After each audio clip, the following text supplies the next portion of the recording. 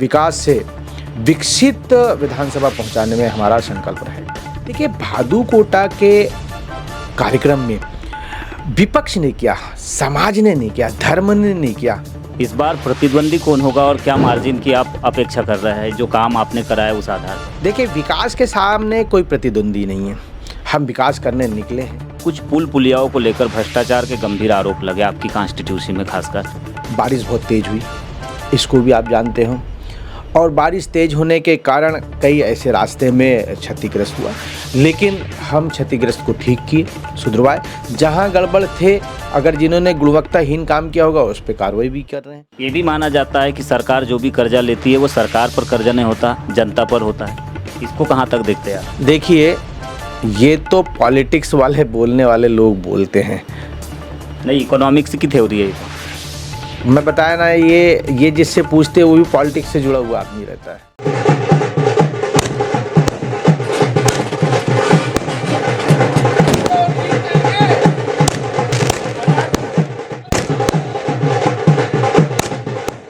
नमस्कार, BGT media की खास पेशकश नीति राजनीति देख रहे हैं आप। मैं हूँ यमलेश वंजारी। मध्य प्रदेश सहित 5 राज्यों में चुनावी तारीखों का आज इलेक्शन कमीशन ऑफ इंडिया ने घोषणा कर दी है और घोषणा के साथ ही प्रदेश सहित 5 राज्यों में आदर्श आचार संहिता लागू हो चुकी है। इसी के साथ ही मध्य प्रदेश में भारतीय जनता पार्टी के केंद्रीय नेतृत्व के द्वारा आज 57 नामों की एक और सूची जारी की गई है, जिसमें परसवाड़ा 110 से मंत्री रामकिशोर नानोकावरे पर पुनः विश्वास जताया है पार्टी ने। बताएंगे किस तरह से देखते हैं इस निर्णय को केंद्रीय नेतृत्व के। सबसे पहले एमलेश जी, आपको बहुत धन्यवाद। मध्य प्रदेश के हमारे संगठन के मुखिया आदरणीय BD शर्मा जी, देश के हमारे संगठन प्रमुख हमारे भारतीय जनता पार्टी के राष्ट्रीय अध्यक्ष माननीय नड्डा साहब, देश के प्रधानमंत्री माननीय नरेंद्र मोदी साहब, प्रदेश के मुख्यमंत्री आदरणीय शिवराज सिंह चौहान साहब, मैं हृदय की गहराइयों से मेरे शीर्ष नेतृत्व को बहुत धन्यवाद ज्ञापित करता हूं, आभार व्यक्त करता हूं कि भारतीय जनता पार्टी के कार्यकर्ता होने के नाते मुझ पर पुनः विश्वास किया गया है। मुझे 2008 में पहली बार भारतीय जनता पार्टी ने टिकट दी थी। जब से लेके लगातार भारतीय जनता पार्टी परसवाड़ा विधानसभा में मुझ पर विश्वास जता रही है और 2 बार मैंने भारतीय जनता पार्टी के उस विश्वास पर खरा उतरने का प्रयास भी किया। आज चौथी बार फिर से 2023 में मुझे आज भारतीय जनता पार्टी ने विश्वास जताया है। निश्चित रूप से उस विश्वास के साथ में मैं अपने परसवाड़ा विधानसभा क्षेत्र और अपने बालाघाट ज़िले का विकास की कड़ी को और तेज़ी से बढ़ाने में जितना हो सकता है वो प्रयास करूंगा और भारतीय जनता पार्टी के विचार को टोले और मजरे और गांव तक जिस प्रकार का हमारा संकल्प है उस संकल्प को हम पूरा करेंगे और परसवाड़ा विधानसभा को विकास से विकसित विधानसभा पहुंचाने में हमारा संकल्प है। आदर्श आचार संहिता से पहले तक आपने काफ़ी हजारों करोड़ों के कार्यों का लोकार्पण भूमि पूजन किया और आपने एक कार्यक्रम में जिक्र भी किया कि लगभग 5000 करोड़ के आपने इस विधानसभा क्षेत्र में कार्य कराया है। आगे क्या प्राथमिकता होगी और इन कार्यों को कहां तक देखते हैं कि इस चुनाव में आपके लिए फ़ायदेमंद साबित होंगे? देखिए, हम विकास के लिए काम करने आते हैं। भारतीय जनता पार्टी का मूल भाव है सभी वर्गों की सेवा करना। विकास के आयाम को स्वास्थ्य सुविधा, शिक्षा, बिजली, सड़क, रोड, पानी, इन सब को लेकर अपने क्षेत्र में हम कैसे अच्छा कर सकते हैं वो हमारा भाव रहेगा। हम 3.5 साल में, चूँकि 3.5 साल मंत्री बनने को हुआ, 2 साल आपके ध्यान में होगा कि वो महाप्रकोप कोरोना का रहा। ये 1.5 साल मुझे ज़्यादा काम करने का अवसर मिला और मैं इन 1.5 सालों में मध्य प्रदेश सरकार और भारत सरकार के लगभग 5000 करोड़ रुपया मैंने अपने विधानसभा क्षेत्र में लेके आया।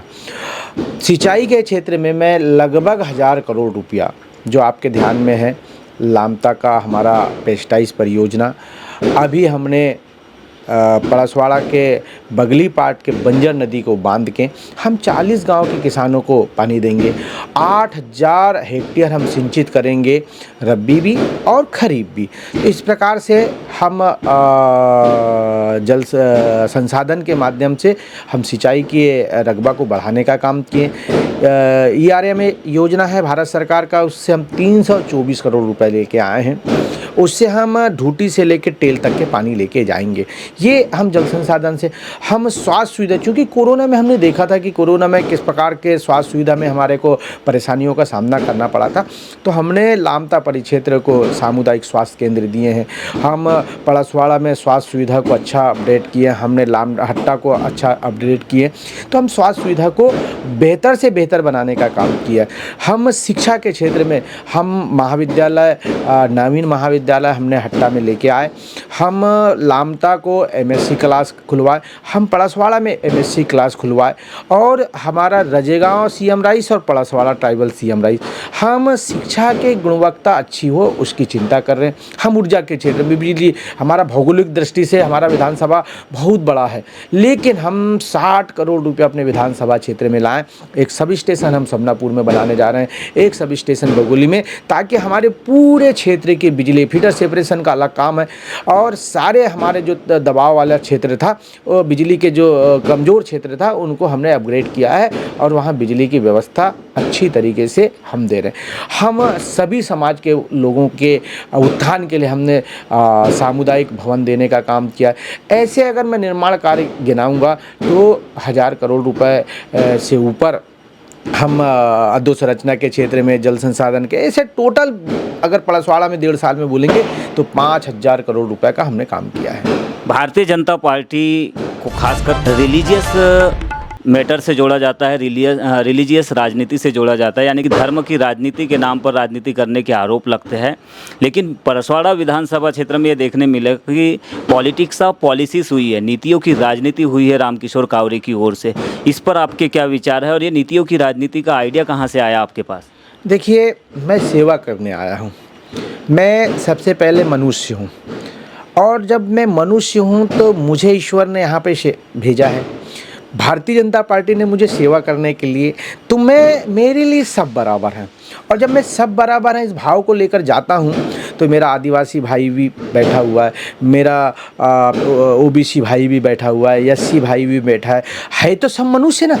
जब मनुष्य हैं तो सभी के धर्म अलग अलग है, सभी धर्मों का हम सम्मान करते हैं, सभी धर्मों के बीच में हम जाते हैं, और सभी धर्मों के जो महापुरुष हैं इस राष्ट्र के निर्माण में जिनका योगदान है, राष्ट्र पुरुष किसी एक समाज का नहीं हो सकता। इसलिए मैं उस भाव को, पंडित दीनदयाल उपाध्याय जी के एकात्म मानववाद को मानने वाला व्यक्ति हूँ।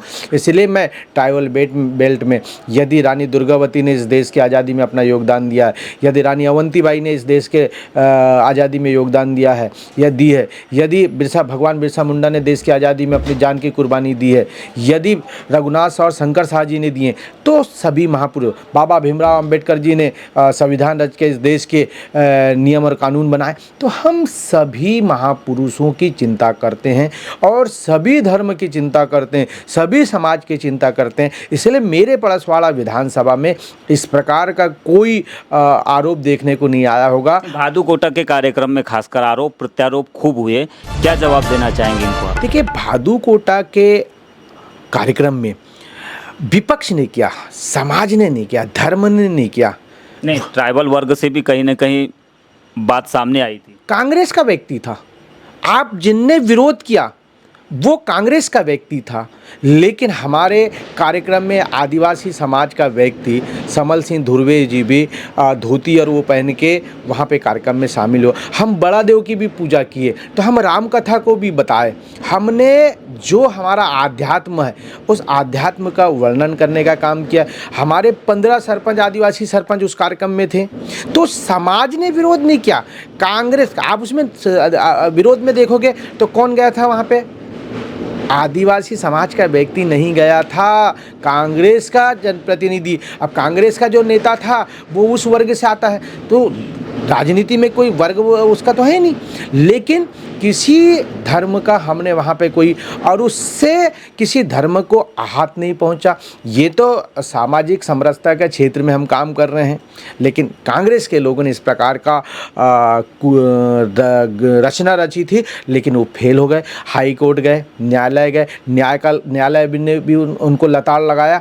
तो कुल मिला के वो चाहते थे कि इस प्रकार के उन्होंने क्या है आज तक के आदिवासी समाज के बीच में जल जमीन जंगल का एक नारा दिया, धर्म में उन्होंने बांटने का काम किया। जब आदिवासी समाज के लोग जागने लगे कि हमारा आदिवासी समाज के महापुरुष की चिंता किसी ने नहीं किया 50-60 साल में, आज भाजपा के लोग कर रहे हैं। 15 नवंबर 2022 को देश के प्रधानमंत्री जी ने बिरसा मुंडा भगवान कौन थे पूरे देश को बताने का काम किया। 5 अक्टूबर को रानी दुर्गावती जी की जयंती पे आए, समाज पूरे देश को बताने का काम किए, पूरे प्रदेश को बताने का काम किए कि ये रानी दुर्गा, ये 70 साल में 65 साल में कांग्रेस के लोग नहीं बता पाए। तो इसलिए ये दुखी हैं और इस प्रकार की रचना रचते हैं। 2018 के चुनाव में 10,000 की मार्जिन थी आपकी जीत की। इस बार प्रतिद्वंदी कौन होगा और क्या मार्जिन की आप अपेक्षा कर रहे हैं जो काम आपने कराया उस आधार पर? देखिए, विकास के सामने कोई प्रतिद्वंदी नहीं है। हम विकास करने निकले हैं। जो झूठ की राजनीति करने आते हैं वो चंद दिनों के लिए आएंगे। एक बार आप झूठ बोल के चले जाओगे, दोबारा तो वहीं रहना पड़ेगा ना। इसलिए जिन्होंने झूठ बोले हैं, जिन्होंने, देखिए जनता जानती है सबको, इन्होंने भी राज किया, इनको भी अवसर मिला था, उन्होंने भी कांग्रेस के लोग यहाँ पे प्रतिनिधि बने, जात के नाम पे भी प्रतिनिधि बने, और ये सब जाति की राजनीति करने वाले कुछ लोग रह गए। लेकिन आज जनता जानती है, जनता जात के नाम पे वोट नहीं देती, अब जनता विकास के नाम पे वोट दे रही। लाडली बहना हमारी है, लाडली बहना आवास हमारे पास हम दे रहे हैं, हम प्रधानमंत्री आवास दिए हैं, हम लोगों के खाते में किसान को संपन्न बनाने के लिए 10,000 रुपये दे रहे हैं, हम लाडली बेटी को हमने लाभ दिया, हम कॉलेज में लाडली बेटी को 25,000 रुपये देने वाले हैं। हमारी बेटियां शिक्षित हो जाए, हमारा बेटा शिक्षित हो जाए, शिक्षा का स्तर बढ़ेगा तो हमारा क्षेत्र विकसित होगा। ये भाव को लेकर हम काम कर रहे हैं। इन्होंने ये भाव को लेकर कभी काम नहीं किए, इसलिए मैं ये कह सकता हूँ कि हम विकास के साथ में हैं, विकास को लेकर हम काम कर रहे हैं। इसलिए हमारे पीछे कौन रहेगा हमें नहीं पता, लेकिन हम सबसे आगे रहेंगे, भाजपा आगे रहेगी, ये कैसे। माना कि आपने विकास खूब कराया, लेकिन हाल ही के दिनों में बारिश के बाद में और उसके पहले, बारिश शुरू होने के पहले कुछ पुल पुलियाओं को लेकर भ्रष्टाचार के गंभीर आरोप लगे आपकी कॉन्स्टिट्यूंसी में, खासकर इसको लेकर आपका क्या विचार है? देखिए, बारिश बहुत तेज़ हुई, इसको भी आप जानते हो, और बारिश तेज़ होने के कारण कई ऐसे रास्ते में क्षतिग्रस्त हुआ, लेकिन हम क्षतिग्रस्त को ठीक किए, सुधरवाए। जहां गड़बड़ थे, अगर जिन्होंने गुणवत्ताहीन काम किया होगा उस पर कार्रवाई भी कर रहे हैं, लेकिन किसी भी जनता को किसी प्रकार से कोई परेशानी ना हो। अब बारिश हुई, कई के मकान ढह गए। अब मकान ढह गए तो उनने तो ईमानदारी से काम किए थे ना, अपना खुद का मकान बनाए थे, तो लेकिन वो भी तो ढह गए ना। तो ये कहना गलत बात है कि भ्रष्टाचार के कारण हुआ। पानी बहुत तेज़ हुआ, बारिश बहुत तेज़ हुई थी, लेकिन उसके कारण कहीं क्षतिग्रस्त हुआ, लेकिन उसको हमने सुधारने का काम किया। अब तक हमने देखा कि रामकिशोर नानो कावरे जो है विकास की ही बात करते आ रहे थे, लेकिन पिछले 2-3 कार्यक्रमों में ये सुनने मिला कि आप व्यक्तिगत टिप्पणी भी कर रहे हैं विपक्ष के नेताओं पर। जब कोई व्यक्ति आरोप लगाता है, जब कोई व्यक्ति विचारधारा पे आरोप लगाता है, तो हमने किसी व्यक्ति का नाम नहीं लिया, हमने कहा उनको, मैंने भी नाम नहीं लिया, उनको जब मौका मिला, हमने क्या कहा, जब उनको मौका मिला तो वो कहाँ थे। हमें मौका मिल रहा है तो हम 275 करोड़ रुपए लेके आए, हमको मौका मिला तो हम लामता को तहसील बनाए, हमको मौका मिला तो हमने हट्टा को कॉलेज बनाए। आपको जब मौका मिला था तो दुनिया जानती आप कहाँ पर बैठे थे, इतना ही कहा हमने। डेमोक्रेसी को व्यक्तिगत सर्विस के लिए नहीं माना जाता है, पब्लिक सर्विस के लिए माना जाता है। जनता की ओर से मेरा एक लास्ट सवाल आपसे, पॉलिटिक्स को ऐसा माना जाता है खासकर कि ये पब्लिक सर्विस के लिए है, पब्लिक पॉलिसीज़ के लिए है, पब्लिक वेलफेयर के लिए, मतलब जन सेवा, जन नीति और जन कल्याण के लिए। आप कितना समझ पाए इसको, और आने वाला जो चुनाव है जिसमें आप पार्टिसिपेट करेंगे, अभी अगर जीत जाते हैं तो प्राथमिकता क्या होगी, खासकर इन 3 मुद्दों पर बताएं मुझे। देखिए, आपने कहा कि जनहित के लिए, जनता के लिए, और जनता के द्वारा चुनी हुई सरकार जनता की होती है। कांग्रेस की गवर्नमेंट आई थी, कमलनाथ जी मुख्यमंत्री बने थे, तो उन्होंने कहा हमारे पास पैसा नहीं है, मतलब जनता के हित का उनके पास में कोई विचार नहीं था। हम बने, हमारे पास पैसे का कोई कमी नहीं हुई, और हम अपनी बहन कर्जा खूब लिए है आरोप लग रहे हैं। आरोप लगाने वाले तो कुछ भी लगा सकते हैं, आरोप लगाने वाले तो कुछ भी लगा सकते हैं। इनकी सरकार थी तो तब नहीं, अब ये उस लायक के नहीं थे, उस योग्य नहीं थे, तो नहीं ले पा रहे थे। हम जनहित के लिए, जनता के लिए काम करने वाले लोग हैं, और जनता के लिए जो करना पड़ेगा वो करेंगे हम। ये भी माना जाता है कि सरकार जो भी कर्जा लेती है वो सरकार पर कर्जा नहीं होता, जनता पर होता है। इसको कहाँ तक देखते हैं आप? देखिए, ये तो पॉलिटिक्स वाले बोलने वाले लोग बोलते हैं। नहीं, इकोनॉमिक्स की थ्योरी है। मैं बताया ना, ये जिससे पूछते हैं वो भी पॉलिटिक्स से जुड़ा हुआ आदमी रहता है, और वो विपक्ष रहता है। 50 साल तक इनकी सरकार रही इस देश में, और इतने साल तक के प्रदेश में सरकार रही, तब इनको नहीं समझ आ रहा था क्या? अंतिम जवाब क्या रहेगा आपका जनता के नाम? अब चूंकि आपकी टिकट फाइनल हो चुकी है, हो सकता है आपके कार्यकर्ता ज़्यादा उत्साहित हो, पटाखों की भी आवाज़ काफ़ी आ रही है। अंतिम संदेश क्या रहेगा आपका? इस कॉन्स्टिट्यूंसी से आप चुनाव लड़ेंगे अब। मैं पड़सवाड़ा के सभी मतदाताओं से यही अपील करूंगा कि हमें विकास के साथ चलना चाहिए। हमें ऐसी सरकार जिसने किसान की चिंता की, ऐसी सरकार जिन्होंने बेटियों की चिंता की, ऐसी सरकार जिन्होंने बड़े बुजुर्गों की चिंता की, ऐसी सरकार जिन्होंने हमारे शिक्षा का स्तर को आगे बढ़ाने का काम किया, ऐसी सरकार जिनने CM राइज जैसी स्कूल बनवाई, ऐसी सरकार जिन्होंने पड़सवाड़ा में कॉलेज खोला, ऐसी सरकार जिन्होंने पड़सवाड़ा में अनुभाग खोला, ऐसी सरकार जिन्होंने लामता को तहसील बना दिया, ऐसी सरकार जिन्होंने लामता में पेस्टाइज योजना 146 करोड़ रुपए की लाई, ऐसी सरकार जिन्हें 275 करोड़ रुपए के हमारा बगली पाट के पेश, ऐसे विकास के काम करने वाली सरकार को पुनः विश्वास करके भारतीय जनता पार्टी के पक्ष में मतदान करेंगे, और पुनः भारतीय जनता पार्टी की सरकार बनाएंगे, और उसी सरकार के साथ फिर से हमारी चलने वाली योजना, अविरल योजना चलती रहे, लोक कल्याणकारी योजना चलती रहे, जन कल्याणकारी योजना हमारी लगातार चलती रहे, यही अपील है। तो लोक कल्याण और जन कल्याण माध्यम है सेवा का, ये कहना है मंत्री रामकिशोर नानकावरे का। और आज ही भारतीय जनता पार्टी के केंद्रीय नेतृत्व ने चौथी सूची में मंत्री जी का नाम एक बार फिर पड़सवाड़ा 110 विधानसभा से घोषित कर दिया है। जल्द ही चुनाव होंगे, देखना यही होगा कि चुनाव में जो पॉलिटिकल एक्सरसाइज होगी उसका 3 दिसंबर को जो परिणाम आएंगे, किसके पक्ष में जाता है और किसके खिलाफ में।